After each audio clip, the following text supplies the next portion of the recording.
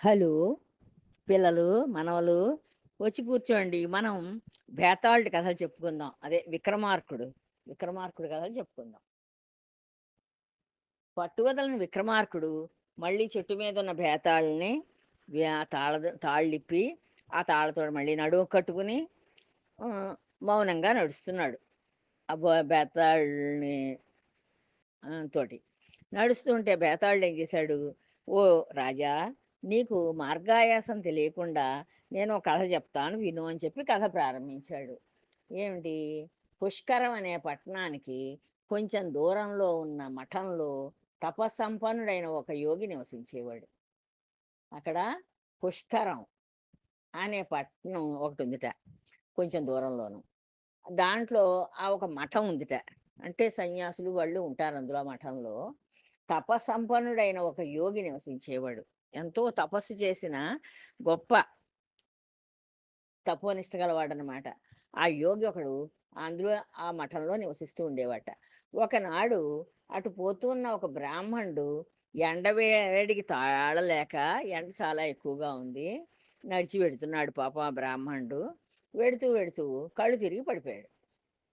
కళ్ళు తిరిగి పడిపోతే ఆ యోగి ఏం చేశాడు, అది చూసాడు. చూసి అతను మూర్ఛ నుంచి తేరుకునేదాకా అంటే ఒళ్ళు తెలియకుండా పడిపోయాడు రోడ్డు మీద. ఆ పడిపోయిన వాడికి మళ్ళీ తెలివొచ్చేదాకా మొహం మీద నీళ్లు జల్లి, "మంచినీళ్ళు కావాలా బాబు" అంటే తాగుతానన్నాడు. సరేనని మంచినీళ్ళు కూడా పట్టించాడు. పట్టించి ఆహ్, ఆహ్, అతన్ని అడిగాడు. "ఇక్కడికి ఎక్కడి నుంచొస్తున్నావు? ఏమిటి? ఎందుకిలా పడిపోయావు?" అని అడిగాడు. అంటే, "నేను ఇక్కడికి 2 ఆమడల దూరంలో ఒక గ్రామం ఉంది. ఆ గ్రామంలో ఉంటాను నేను. పుష్కరంలో అంటే ఈ ఊళ్ళో పనుంది నాకు. ఆ పని ఉండడం చేత ఇక్కడికొచ్చాను. నేను బాగా దరిద్రుడిని. 3 రోజుల నుంచి నాకు తిండి లేదు. హ్మ్. ఆకలేస్తోంది. నడిచి వచ్చాను మా ఊరు నుంచి ఇక్కడికి. అంచేత ఆ నడక వల్ల, ఎండ వల్ల, దాహం వల్ల ఇలా కళ్ళు తిరిగాయి నాకు, పడిపోయాను" అని చెప్పాడు. "మీరు దేవుడిలా నన్ను రక్షించారు" అని చెప్పి ఆయనకి నమస్కారం చేసి ఆయన్ని మెచ్చుకున్నాడు. ఇక మెల్లగా వెళ్ళిపోతాలండి అని చెప్పాడు. చెప్తే ఆ యోగి అన్నాడు, అతని మీద జాలిపడి, "కొంచెం సేపు ఆగు, నీకు మంచి భోజనం పెడతాను" అన్నాడు. "నీకు మంచి భోజనం దొరుకుతుంది. కొంచెం సేపు ఆగవయ్యా" అన్నాడు. అంటూ తన మహిమతోటి, ఆయనకేదో మహిముంది. ఆ మహిమతోటి చక్కటి భోజనం సృష్టించి పెట్టాడు. పెట్టేసరికి అతడు, "బ్రాహ్మణోత్తమా! నీ దైన్య స్థితికి జాలేస్తుంది. లోకంలో దరిద్రాన్ని మించిన కష్టం మరొకటి లేదు. దరిద్రం ఉందే, ఆ దరిద్ర బాధను తట్టుకోవడం చాలా కష్టమయ్యా. అది అంతకు మించిన కష్టం ఇంకొకటి కనిపించదు మనకి. నేనొక మంత్రం ఉపదేశిస్తాను నీకు. నేను నేను యోగిని కనుక నాకో మంత్రం తెలుసు. ఆ మంత్రం చెప్తాను నీకు. ఆ మంత్రం వల్ల ఏమిటంటే, నువ్వు ఏకాగ్రతతోటి అంటే మనస్సు నిర్మలంగా పెట్టుకొని చక్కగాను, ఆహ్, ఆ నిర్మల మనస్సుతోటి నీటిలో ములిగి లేస్తూ, నీటిలో ములగాలి మళ్ళీ పైకి లేవాలి. లేస్తూ దాన్ని 1000 సార్లు జపించాలి ఆ మంత్రాన్ని. ఆ చెప్పిన మంత్రాన్ని. ఆ ఏకాగ్రత మాత్రం ముఖ్యం. అంటే మనస్సు ఆ మంత్రం మీదే లగ్నమై ఉండాలి. ఆ మంత్రంలో ఉన్న అక్షరాలను ఉత్తినే నోటితోటి ఉచ్చరించేయడం గాదు. ఆ మంత్ర జపం చేసేటప్పుడు నీళ్ళలో మునిగి లేస్తూ ఉండాలి. మంత్రాన్ని చక్కగా ఆహ్, మనస్సుని మనస్సులో కూడా ఆ మంత్రం యొక్క జపం జరుగుతూ ఉన్నట్లుగా తను ఆ మంత్రాన్ని వింటూ, జపిస్తూ, దాన్ని తలుస్తూ చెయ్యాలనమాట. అలా చేస్తేనే అది సిద్ధిస్తుంది. తర్వాత నువ్వు కోరిందల్లాగా సకల పదార్థాలు లభిస్తాయి. అలా చేసావనుకో, నీకు సకల పదార్థాలు వచ్చేస్తాయి నీ దగ్గరికి. నువ్వు ఏం కోరుకుంటే అవన్నీ వచ్చేస్తాయి అని చెప్పాడు. అని ఆ మంత్రం చెప్పేసి, సరే జాగ్రత్తగా వెళ్ళిరా అని పంపించాడు. ఆ బ్రాహ్మణుడు ఏం చేశాడు, చాలా సంతోషపడ్డాడు. చాలా సంతోషపడి, ఇంచేతంటే పేదకి పెన్నిధి దొరికిందంటారు. దొరికితే వాడు ఎంత ఆనందపడతాడు. పెన్నిధి అంటే ఒక ఆహ్, బాగా డబ్బన్నమాట. ఆహ్, అలా దొరికినప్పుడు ఆ పేదవాడు వాడు బాగాను. డబ్బు అసలు రూపాయి ఎర్రగా ఉంటుందా? తెల్లగా ఉంటుందా? నల్లగా ఉంటుందా కూడా తెలీదనమాట. అంత నిరుపేదకి పెన్నిది దొరికినట్లుగా ఈ బ్రాహ్మణుడికి ఈ జపం చేసుకొని ఇక అన్ని కోరికలు తీరతాయనేసరికి ఆ యోగి పొంగవుడు ఈ బ్రాహ్మణుడు చాలా సంతోషించాడు. సంతోషించి ఈ జపం చేయడానికి జలాశయానికి వెళ్ళాడు. అక్కడ ఓ జలాశయం ఉంటే, ఆ జలాశయానికెళ్ళాడు. మంత్రజపం చెయ్యాలి కదా! మరి అందులో ములుగుతూ లేస్తూ ఉండాలి. యోగిని మెచ్చుకుంటున్నాడు. యోగిని మంచి నాకు మంత్రాన్ని నేర్పించాడు. నాకు అవసరమైన మంత్రం. నా జీవితానికి అవసరమైందని చెప్పి, ఆ యోగిని మెచ్చుకుంటున్నాడు.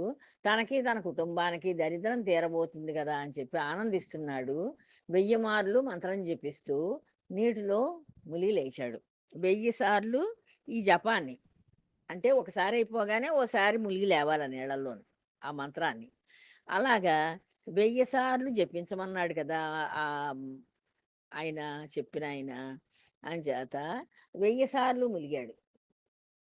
1000 సార్లు ములిగి ఆహ్, ఆహ్, ఆహ్, ఆ యోగి చెప్పినట్లుగానే చేశాడన్నమాట. 1000 సార్లు ములిగి. మా మనసులో మాత్రం ఆ జపం చేసేటప్పుడు ఏమనుకున్నాడు, హమ్మయ్య! నా దరిద్రం తీరిపోయింది ఈ దెబ్బతోటి. నేను బయలుదేరిన వేళ మంచిది. నాకు మంచి మంత్రం దొరికింది. దొరకడం వల్ల నాకే కాదు, నా ఇంట్లో ఉన్న వాళ్ళందరికీ కూడా హాయిగా దరిద్రం తీరిపోయి కడుపు నిండా భోజనం చేయగలుగుతాం మేము అని చెప్పి ఇలాగా అది తలుచుకుంటున్నాడు. అంటే వాడికి రాబోయే ఉపకారం అంతా తలుచుకుంటున్నాడు తప్పించి మంత్రం మీద దృష్టి లేదు. మంత్రాన్ని మాత్రం లెక్కెడుతున్నాడు. 1000 సార్లు చేస్తున్నాడు. అంతే. ఇప్పుడు చూడండి చాలామంది గుడికొస్తారు దేవాలయానికి. వచ్చి ఓ కాగితం, పెన్ను తీసుకుంటారు. హ్మ్. ఆ మంత్రం మీద వాళ్ళు చదివే మంత్రమో, శ్లోకమో, జపమో ఏదో చేస్తూ ఉంటారు. గుడి చుట్టూ గిరగిర తిరుగుతూ ఉంటారు. కానీ వాళ్ళు ఆ అంకి మీద హమ్మయ్య! 30 అయిపోయాయి. హమ్మయ్య! 50 అయిపోయాయి. హమ్మయ్య! 60 అయిపోయాయి. ఇంతే. ఇదే కానీ ఆ భగవంతుడు, ఆ రూపు, ఆ మంత్రం ఇన్ని సార్లు చెయ్యగలిగాము, చేస్తున్నాము అనే ధోరణ లేదు. ఆ దైవం ధోరణే ఉండదు. ఎంతసేపు ఈ కాగితము, పెన్ను, లెక్క. ఇదే వాళ్ళకి ముఖ్యం అనుకుంటారు. కానీ వాడు మనస్ఫూర్తిగా చక్కగా ప్రదర్శన చేస్తూ ఒక్కసారి చేసిన భగవంతుడికి 1000 నామాలు పలుకుతూ చేసినంత ఫలితం వస్తుంది. ఆ మనస్సులో భగవంతుడుండాలి. ఆ చేసేటప్పుడు. అంతేనే గాని ఉత్తినే గానుగెద్దు తిరిగినట్టుగా గిరగిరా తిరిగిపోతూ కాగితం, పెన్ను తీసుకొని మళ్ళీ ఎక్కడ మర్చిపోతాము అని చెప్పి 2, 3, 5, 10 అనుకుంటూ అంకెలేసుకుంటూ హమ్మయ్య! 10 సార్లయిపోయింది. హమ్మయ్య! 20 సార్లయిపోయింది ఇలా అనుకుంటూ చేస్తే దానివల్ల ఉపయోగం ఏముంటుంది? మనం మన భర్తకో, లేదు పిల్లలకో అన్నం పెట్టినప్పుడు, హమ్మయ్య! వీళ్ళ భోజనం అయిపోయింది. 10 ముద్దలు తిన్నాడు అని చెప్పి లెక్కెడతామా? లెక్కెట్టం గదా! కడుపు నిండా వాడు తినాలి అని చూస్తాం. వాడి కడుపు నిండా తిన్నాడా లేదా అది చూస్తాం. అలాగే భగవంతుడు మీద దృష్టి పెట్టుకునే ఆ పని చెయ్యాలి. బా ఆ గుడికెళ్ళి ప్రదర్శన చేసినప్పుడు, ప్రార్థన చేసినప్పుడును. అంతేనే గాని ఉత్తినే ఈ అంకెల మీద లేకపోతే ఇంటి దగ్గర మళ్ళీ వెళ్ళాక ఇంత పనుంది, అంత పనుంది అనుకుంటూ ఇవన్నీ తలుచుకుంటూ ప్రదర్శనలు చేస్తే మాత్రం ఏదో అసలు దానికి కొంచెం ఇదొస్తుందనుకోండి. కొంచెం శక్తొస్తుంది. కానీ పూర్తి శక్తిని పొందలేరు. ఇలాగా వీడేం చేస్తున్నాడు ఈ బ్రాహ్మడు, రాబోయే ఆనందాన్నంతని తలుచుకుంటున్నాడు. నాకు ఆకలి తీరిపోతుంది. నా కుటుంబం యొక్క ఆకలిని తీర్చుకోగలుగుతాను నేను. నా కుటుంబ సభ్యులందరికీ కూడా పదార్థాలు లభిస్తాయి. అయ్యో! నా ఆశలన్నీ ఆహ్, అహా! అని చెప్పి ఆ పదార్థాలు అవన్నీ తలుచుకుంటూ, ఆ మంత్రం చెప్పి ఆహ్, జపం చేస్తున్నాడు. ఆ నీళ్ళలో ములుగుతున్నాడు, లేస్తున్నాడు. 1000 సార్లు మంత్రజపం అయిపోయింది. జపం చేశాక ఇంటికెళ్ళిపోయాడు. ఇంటికెళ్ళిపోయి మంత్రం పఠించాడు. మళ్ళీ ఇంటికెళ్ళిపోయాక మంత్రం పఠించాడు. మంత్రం పఠించాడు కానీ ఏ పదార్థాలు రాలేదక్కడికి. పదార్థాలేవి రాకపోయేసరికి అతడు అయ్యో! నా ఆశలన్నీ నిరాశలయ్యాయే అని కుమిలిపోయాడు. అయ్యో! ఎన్నో ఆశలు పెట్టుకున్నాను ఈ మంత్రం మీద. ఆ బ్రాహ్మణుడు ఈ మంత్రం ఇచ్చాడు కదా! ఈ మంత్రం నాకు భోజనం పెడుతుంది, నా ఆకలిని తీరుస్తుంది, నా కుటుంబ సభ్యుల ఆకలిని తీరుస్తుందని ఎంతో ఆనందపడ్డాను. కానీ ఏమీ రాలేదు నాకిక్కడ. ఆ మంత్రం చదివాను గానీ, ఏమీ ఉపయోగం లేదు అని చెప్పి కుమిలిపోయి బాధపడ్డాట. అప్పుడు ఈ భేతాళుడు అడుగుతున్నాడనమాట విక్రమార్కుడిని, "ఓ విక్రమార్కా! యోగి ఎంతో ప్రేమగాను, మనస్ఫూర్తిగాను ఉపదేశించిన మంత్రం ఆ బ్రాహ్మణుడికి ఎందుకు ఫలించలేదు అని అడిగాడు బేతాళుడు. అంటే ఆహ్, అప్పుడు ఈ యోగి హ్మ్. భే అప్పుడు విక్రమార్కుడు చెప్తున్నాడనమాట. "బేతాళా! యోగి మంత్రం ఉపదేశించినప్పుడు ఏకాగ్రతతోనూ, స్థిరచిత్తంతోనూ జపించవలసిందిగా చెప్పాడు." ఎలా చేయమన్నాడు ఆ మంత్రాన్ని? ఏకాగ్రతతోటి. అంటే మనస్సు దాని మీద నిలబెట్టి చేయమన్నాడు. తర్వాత స్థిర చిత్తంతోటి. ఇంకా మనసు నిండా అక్కర్లేని ఉక్కిరిబిక్కిరి ఆలోచనలేమి ఉండకూడదు. స్థిరంగా ఆ మంత్రం మీదే ఉండాలి. ఆ మంత్రం ఉచ్చారణ మీదే ఉండాలి తప్పించి ఇలాగా అక్కర్లేని కోరికలు, అక్కర్లేని జరగబోయే పనులు ఇవన్నీ ఆలోచించకూడదు. అలా జపించలేదు కనుక ఆహ్ అలా జపించమని చెప్పాడు. కానీ విప్రుడది మరిచిపోయాడు. తనకి ఆకలే కలిగే లాభాలన్నీ, తాను తన కుటుంబము పొందే లాభాలన్నీ తలుచుకుంటూ జపం చేశాడు.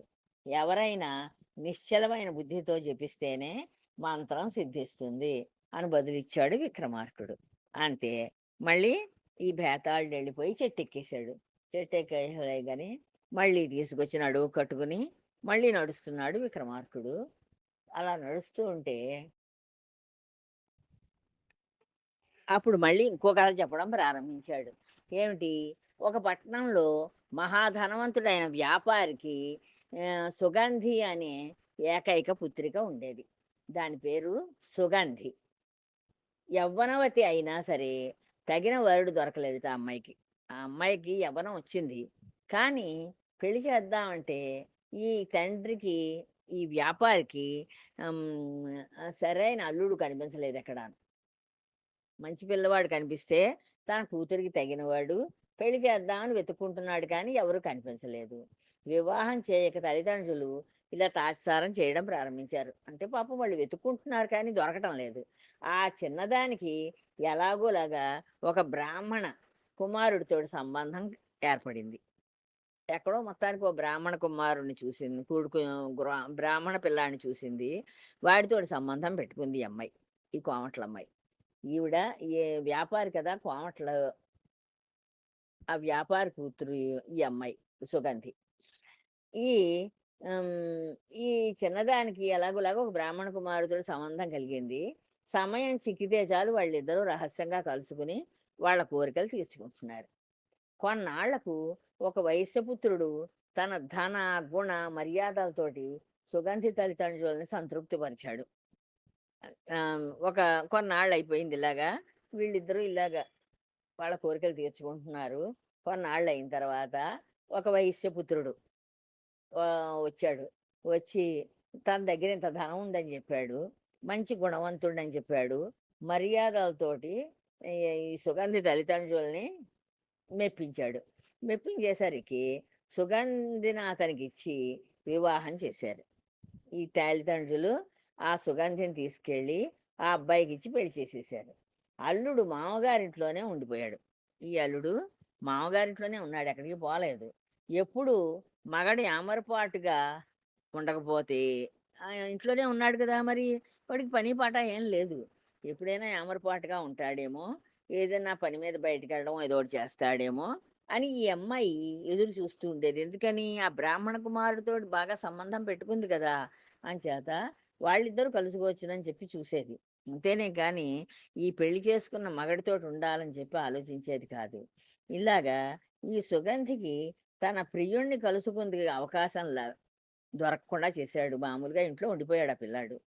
దాంతోటి ఆవిడేం చేసింది, ప్రియుడి మీద ప్రేమతోటి కృశించిపోయి చనిపోయింది. ఈ అమ్మాయి బెంగెట్టేసుకుని ఆ ప్రియుడి కోసానని చచ్చిపోయింది. చచ్చిపోతే ప్రియురాలుతో కలుసుకోలేక తపిస్తున్న బ్రాహ్మణ యువకుడి ఇంకామె మరణంతో భరింపలేని దుఃఖం కలిగింది. ఈ బ్రాహ్మణ కుమారుడు ఏం చేశాడు, అయ్యో! దీన్ని నేను పోయాను. పైగా నా మీద బెంగెట్టుకుని అది చచ్చిపోయింది అని చెప్పి వాడు కూడా చచ్చిపోయాడు. తన భార్య చనిపోయిందని చెప్పి ఈ చేసుకున్న పిల్లవాడున్నాడే పెళ్లి చేసుకున్న పిల్లాడు, వాడు తట్టుకోలేక ఆ వైశ్యపుత్రుడు వాడు కూడా మరణించాడట. ఆ ముగ్గురిలో ఎవరి మరణం ప్రత్యేకమైంది అని అడుగుతున్నాడు బేతాళుడు. అడిగేసరికి చాలా కాలం నుంచి సంబంధం కలిగి ఒకరి మీద ఒకరు అనురాగం పెంచుకున్న వాళ్ళు ప్రేయసీ ప్రియులు మరణించడం మామూలు విషయమే. మామూలుగా వాళ్ళు ప్రేయసీ ప్రియులు అయ్యారు కనుక వాళ్ళిద్దరూ చచ్చిపోవడం అది సహజం. అందరూ మామూలుగా జరిగే పనే. కానీ తన భార్య తన మీదే ప్రేమ కలిగి ఉందని భావించాడు ఈ అబ్బాయి, ఈ పెళ్లి చేసుకున్నవాడు, కోమటి కోమటి కుర్రాడు అనుకున్నాడు. కానీ స్వల్పకాలం అనుబంధమే వీళ్ళిద్దరికీ ఉంది. ఆ స్వల్పకాలానికే అతను బెంగెట్టుకుని ఈ అమ్మాయి చచ్చిపోయిందని, భార్య చచ్చిపోయిందని తను కూడా చచ్చిపోయాడు. అది ప్రత్యేకమైంది. అంటే వాడు చాలా గొప్ప ప్రేమికుడు అన్నమాట. అంచేత ఇలాగా ఎప్పుడైతే మాట్లాడాడో మళ్ళీ ఈ బేతాళుడు నడుము కట్టుకుని ఉన్నాడు కదా విక్రమార్కుడు, ఆ తాళ్ళు తెంచుకొని మళ్ళీ ఆహ్, ప చెట్టెక్కేశాడు. మళ్ళీ ఆ బేతాళుని వెతుక్కుంటూ ఈ విక్రమార్కుడు వెళ్ళాడు. మళ్ళీ తర్వాత కథ తర్వాత చెప్పుకుందామమ్మా. ఉంటాను. జై శ్రీరామ్.